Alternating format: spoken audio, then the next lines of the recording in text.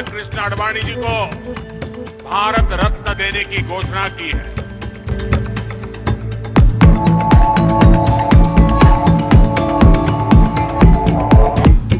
दोस्तों, हाल ही में prime minister Modi के द्वारा बीजेपी के वरिष्ठ नेता और राम मंदिर आंदोलन के अगुवा रहे लाल कृष्ण आडवाणी को देश के सर्वोच्च नागरिक सम्मान भारत रत्न से सम्मानित करने का ऐलान किया है। आडवाणी जी बीजेपी के ऐसे नेता हैं जिनका पार्टी के स्थापना में अहम योगदान माना जाता है। इस दौरान पीएम मोदी ने लाल कृष्ण आडवाणी से मुलाकात करके उनको बधाई दिया। बीजेपी समर्थक लंबे समय से लाल कृष्ण आडवाणी को भारत रत्न देने की मांग कर रहे थे। ऐसे में सवाल उठता है कि क्या देश का सर्वोच्च सम्मान लाल कृष्ण आडवाणी को देना सही फैसला है? कि बीजेपी की ताईदी पार्टी कह रही है कि नरसिम्हा राव ने कहा कि मुझे डिस्टर्ब मत करो, मैं पूजा कर रहा हूं, और जिसने रथ यात्रा निकाला, इन दोनों को मोदी सरकार ने इस मुल्क का सबसे बड़ा सिविलियन अवार्ड दे दिया। बहुत भावुक हो रहे हैं। 15 साल की उम्र से 1942 में आरएसएस के एक स्वयंसेवक के रूप में सार्वजनिक जीवन की शुरुआत करने वाले लाल कृष्ण आडवाणी को जब देश के सर्वोच्च नागरिक सम्मान भारत रत्न दिए जाने की खबरें सामने आई तो कुछ लोगों ने मोदी सरकार के इस कदम को सराहा, तो वहीं कुछ लोगों ने सरकार को इस पर क्रिटिसाइज किया और कहा कि देश के सबसे बड़े नागरिक सम्मान का इससे बड़ा अपमान नहीं हो सकता।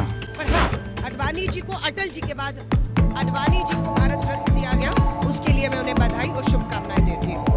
क्योंकि भारत रत्न एक ऐसे इंसान को दिया जा रहा है जो उग्र हिंदुत्ववादी नीतियों का समर्थक है, जिसने अपने हिंदू कट्टरपंथी सोच को आगे बढ़ाते हुए सोमनाथ से अयोध्या तक रथ यात्रा किया और इस यात्रा के दौरान देश में दंगे हुए और आडवाणी जी के इसी कट्टरपंथी छवि के चलते गठबंधन दलों ने इनको पीएम के रूप में स्वीकार नहीं किया और भाजपा के अध्यक्ष रहते हुए भी आडवाणी को स्वयं से बढ़कर अटल बिहारी वाजपेयी का नाम आगे करना पड़ा।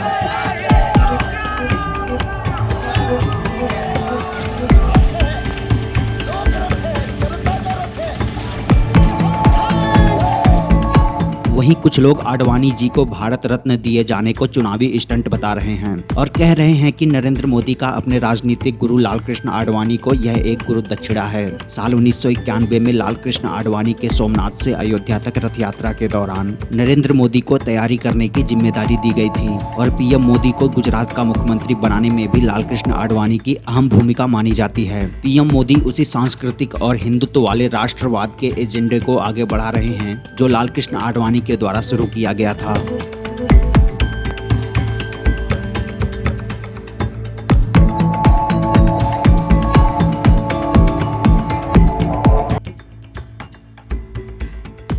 कांग्रेस हमेशा से आरोप लगाती रही है कि भारतीय जनता पार्टी में वरिष्ठ नेताओं को दरकिनार किया जा रहा है। बीजेपी में एक बड़ा वर्ग है जिसने अपनी पूरी उम्र जनसंघ और आरएसएस की सेवा में गुजार दिया और उन्हें नाराजगी थी कि आडवाणी जी को उचित सम्मान नहीं दिया गया और इसी को ध्यान में रखते हुए भारत रत्न के जरिए बुजुर्ग वर्ग को खुश करने की कोशिश की गई है।